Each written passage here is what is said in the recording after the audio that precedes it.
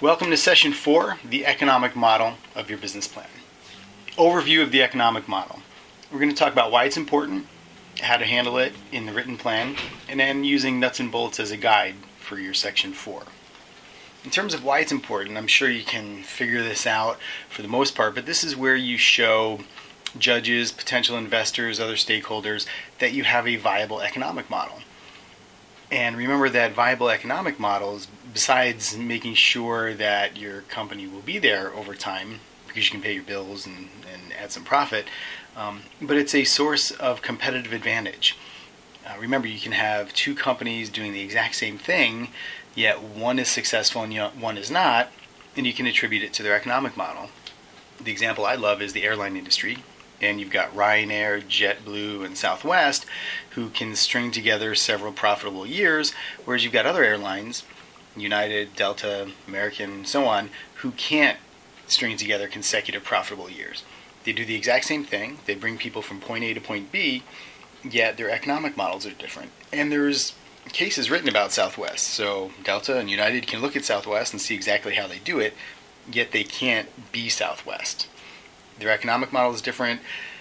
American, United, Delta, they've got legacy systems, legacy processes, and it's just too hard. So starting from zero, right?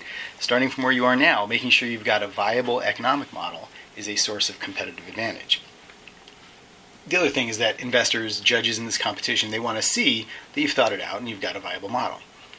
In terms of how you handle it within the plan, this should maybe be 3 pages. Tops, okay? You don't want to bore them with a lot of text and a lot of words, right? You want to use graphics and charts and that sort of thing whenever possible. But remember, 2 to 3 pages, and it's actually quite difficult to manage that sometimes because you have a lot of stuff you want to write. But remember, you got to keep it simple and use visuals whenever you can. And then we'll go through nuts and bolts. So we'll flip the slide over and talk about how nuts and bolts handles it. These are the larger general sections in section 4 of the economics of your business. So we'll go through each of them just very quickly just to note them. You'll notice later on in nuts and bolts, each one of these main points, for example, revenue sources and gross and operating margins, you can get very detailed, right? So every one of these bullets has several sub-bullets behind it, right? So if you'll notice in your section of nuts and bolts, right, if you go to, let's see, it looks like it's page 13, okay? Our first bullet here, revenue sources and gross and operating margins. At the bottom of page 13, you'll see under that particular bullet, there's 3 sub-bullets, okay? The same thing with fixed and variable costs, there's a couple, and so on. Don't try to address every single sub-bullet, on page 13 and 14. You'll drive yourself crazy. The best thing to do is to tell a story. Weave this story through pictures and charts and graphs of how your economic model makes sense. Stick to that. Don't get crazy. Don't knock yourself out trying to check every box on every one of these bullet points. And if you've addressed something already, you don't have to address it again just because there's a bullet point. Remember, Nuts and Bolts was built to handle every type of business, manufacturing, service, whatever. So it's not necessarily applicable to every type of business, but it's exhaustive and it's meant to cover a lot of types of businesses. So don't go crazy trying to check every bullet. Tell the big story, okay? So revenue sources and gross operating margins, we'll talk about that. Talk about your fixed and variable costs, which if you've done Boots to Business or VWise or anything like that, you should be, you should have a good grip on that already. We'll talk about operating leverage and its implications. And again, if you've taken any of my classes, you should be good with this. Startup cost, your break-even. So your break-even chart is probably one of the more important things that judges in the competition and in the future investors are going to be looking at. Then you've got your overall economic model and then profit potential. So that's how it's laid out in nuts and bolts. On this slide, we're going to talk about the general flow of section 4. Okay, and you'll note that this differs a little bit from the way it's laid out in nuts and bolts. Nuts and bolts is a guide. Okay, what you're doing is telling the story in your plan. So this is usually a better flow. So personally, as I read business plans, this is how I prefer to see them. I know investors, this is the type of thing they like to look at. Okay, they don't want to see it, very rote and structured. They want to hear and read the story. Okay, so these are the things we're going to look at. Again, revenue sources, your variable cost, fixed cost, operating leverage, startup, break even, logic of profit, and then profit potential and durability. Not that much different, but it flows a little bit better. Okay, so let's look at revenue sources and margins. The thing you're doing here is just giving a sentence or two on the main source of revenue. So how is it that you make your money? Later on in this presentation, we're going to use a former student business called Plaque-Off. And Plaque-Off was a dental product which is used by patients. Use it in your mouth, and it's basically a lighting system, infrared or ultraviolet or some kind of light that actually shows you where you have plaque. Okay, so we're going to use that as an example. So in Plaque-Off's case, they make their money by selling the Plaque-Off kits to dental patients, period. You don't have to get crazy about it. You don't have to add a whole lot more detail.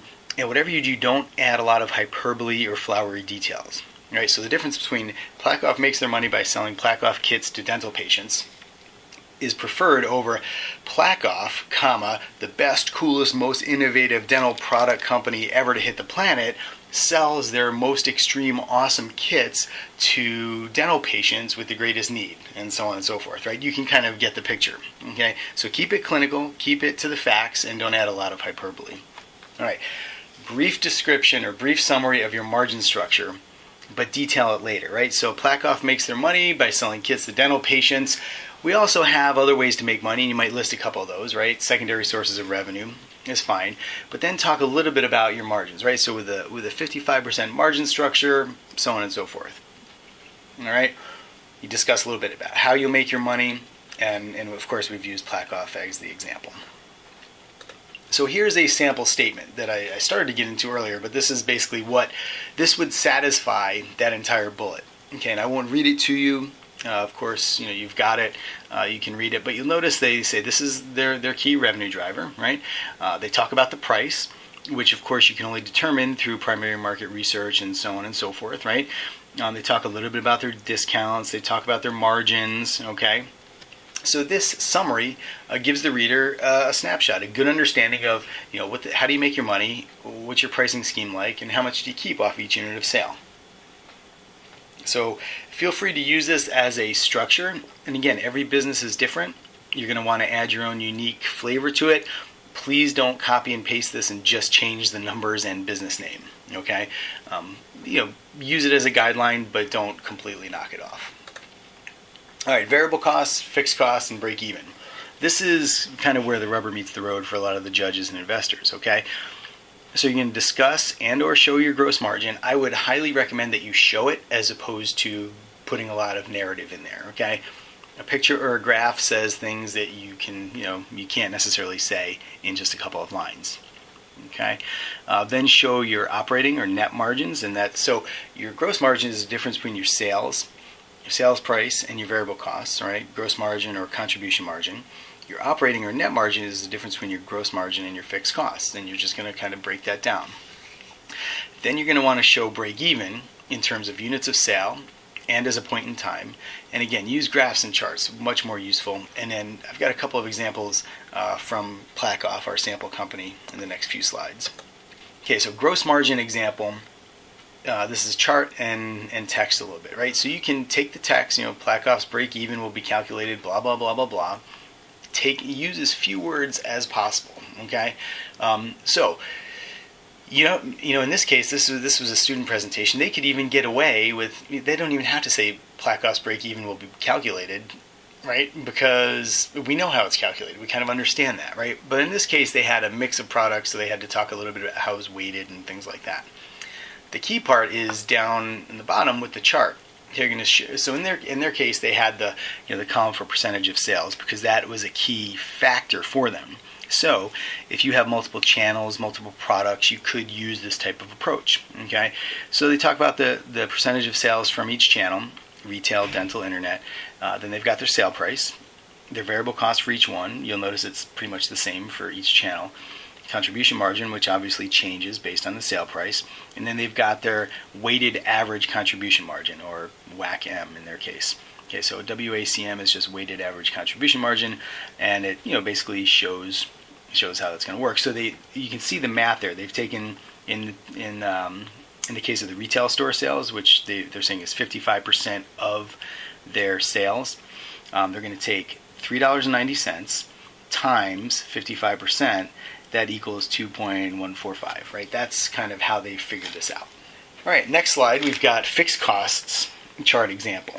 All right, and you can see their narrative on the left, and over on the right is the chart. And this is where you just kind of detail all your your expenses. So try to be exhaustive in this, right? So, and you might even want to throw in a contingency line for the, stuff happens category. Pick a number, 4%, 5%, 10% of your revenue, whatever it happens to be. Put that in there as a, we know stuff happens, right? So, hey, the window breaks, we got to fix the window, right? We can't not fix the window because we haven't budgeted for it, but you've got a contingency line in there, okay? So, they've got things like executive salaries, rent, utilities, so on and so forth. They've done a pretty good job of putting their workers' compensation, legal fees, miscellaneous expenses, payroll taxes. Everything you can possibly think of is important to put in there. I will tell you that one thing that judges and investors often don't like to see is that their investment or their money goes to pay to certain fixed costs like executive salaries or fractional ownership in a jet airplane or expensive office space. Okay, they want to see their money go to something that's going to relatively quickly turn into revenue. Okay, so maybe some R&D, maybe some inventory buildup, marketing, sales, advertising costs. Okay, that's what they like to see the money go for. So, bootstrap this as much as possible. And remember this, once you get the money, either from a competition or an investor, it's your company's money, so you have to really treat it like it's your money. The funny thing about raising a lot of money is that you start spending a lot of money. When you don't raise a lot of money, you don't have a lot, so you just don't spend a lot. So really be very, very thrifty in terms of, or wise rather, in how you're spending the money.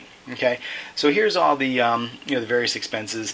For your business, you may have more. So again, don't just knock this chart off, but kind of think through what your expenses are. These are the costs. Fixed costs are the things you have to pay no matter what. Okay, so even if it's an advertising buy or a marketing campaign, if you're committed to paying that bill, it's a fixed cost. And you'll notice on the bottom of that chart, there's assumptions. So just putting the numbers out there is one thing, right? A number is just a number. It's really meaningless unless you kind of back up some of your assumptions, okay? So here they're telling what the utilities includes.